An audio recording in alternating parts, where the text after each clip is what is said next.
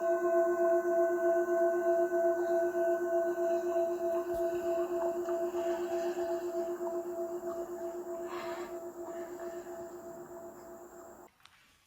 ancient dictum of spirituality is find death before death finds you. And you might find thinking of why we need to do that. Why we have to die before the death comes to you. You need to enjoy this life. That's how most of the people might think. But on the Eckhart Tolle's teaching, of course, we are living in this pain body. But here, what we are talking about is before we physically die, you could actually let go of that yourself, meaning that your egoic identity. Once you let go of that, you will stop the cycle of death. In the Eastern philosophy, it's been referred to as vimukti or liberation. So we'll explore this idea a little bit more. Buddha demonstrated this statement. After he enlightened, he never refers to himself as Siddhartha, the Prince Siddhartha, who was actually his previous identity. That means that Buddha, when he was enlightened, the Siddhartha died before he physically dies. That is what Eckhart Tolle is referring here as the ancient dictum. Actually, that egoic body need to die before your physical body dies.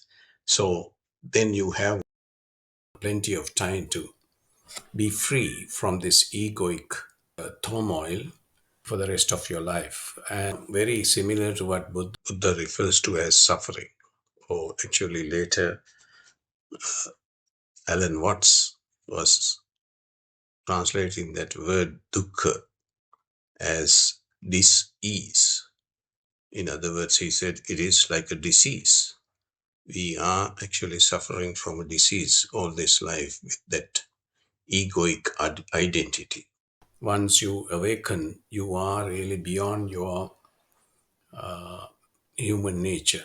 So that means you are already dead.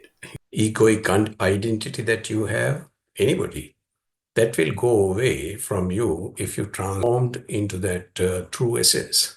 So that is what happened to Buddha. So Buddha, since then, actually, after his enlightenment, and when somebody actually asked from him the question of, his name is Upaka, I think he asked from him that really, who are you? And then asked about whether he's a deity or the god or something else or what it is. And then Buddha replies, no, I am Tathagata, one who was born into human nature and transcend into the non-human nature or transcend into the true nature. So that is why he was called Tathagata. And in fact, Eckhart Tolle is repeating and echoing Buddha's teaching in his own way and with his own experience. Well, as somebody said, each one of us has already been diagnosed with a fatal illness leading to death. It's called life. On the surface level. Of course, it's... So, therefore, the ancient dictum of spirituality is find death before death finds you. Because death is going to find you. It's just a question of time. Here, Eckhart Tolle is giving that same thing that I was talking about. We do have a disease, so that disease is going to come eventually. So what we need to do is to cure that disease.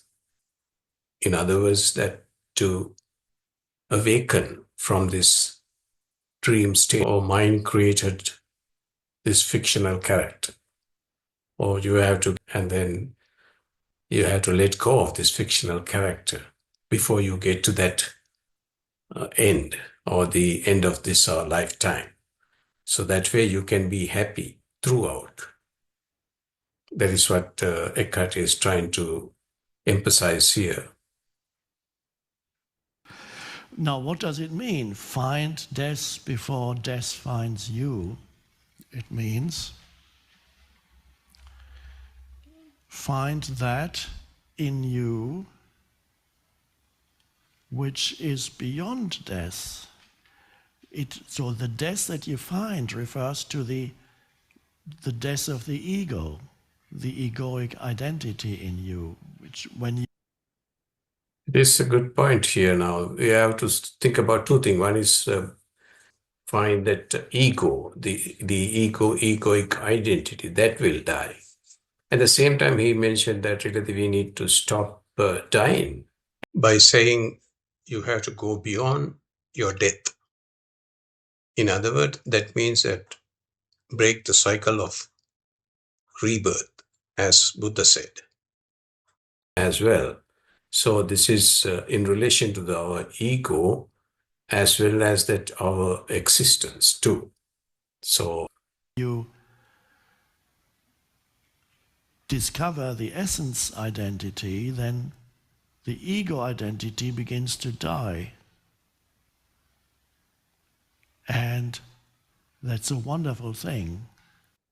yes, you see that really he mentioned about that identifying your essence identity.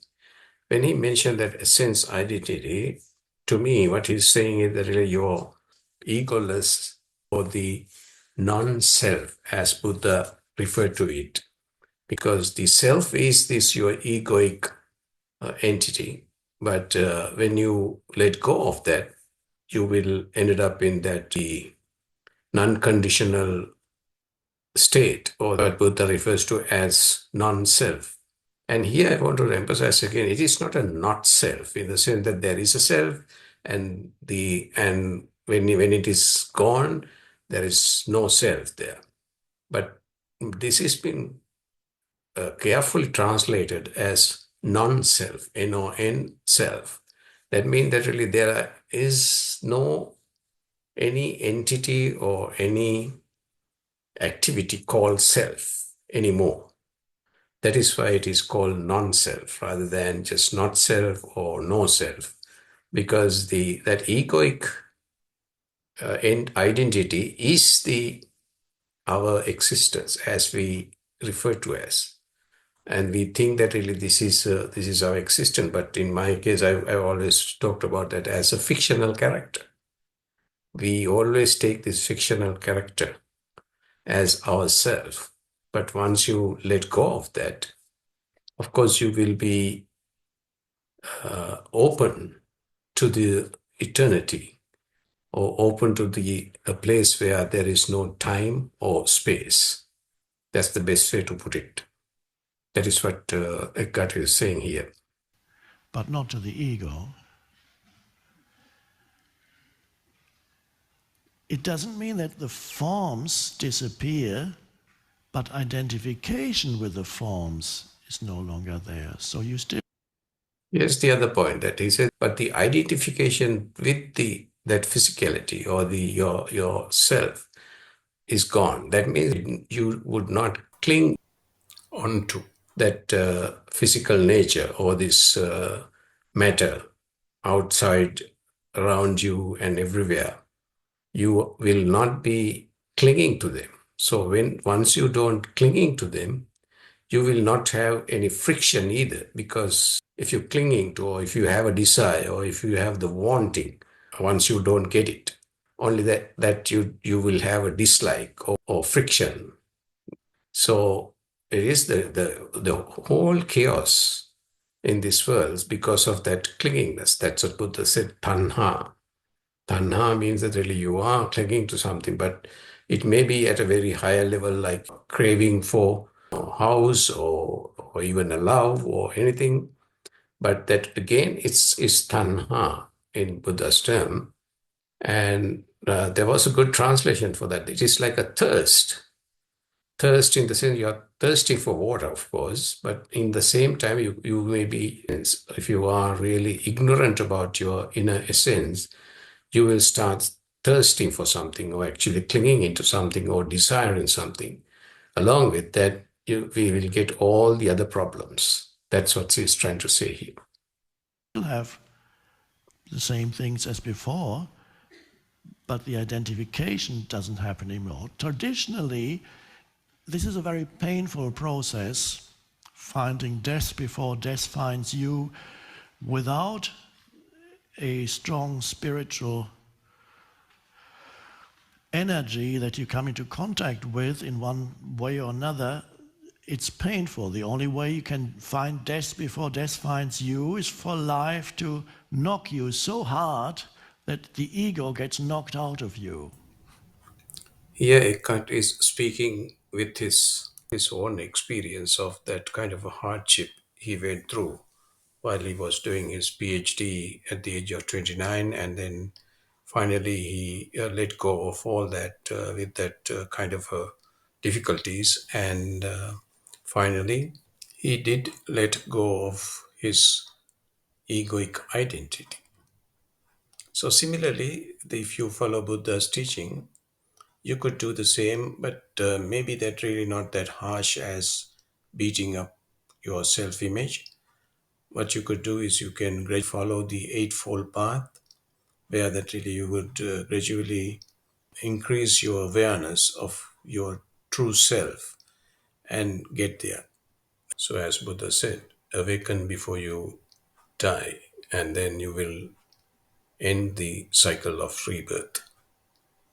So I could see Eckhart's teaching is resembling Buddha's teaching as well, especially when you talked about find the death before death finds you.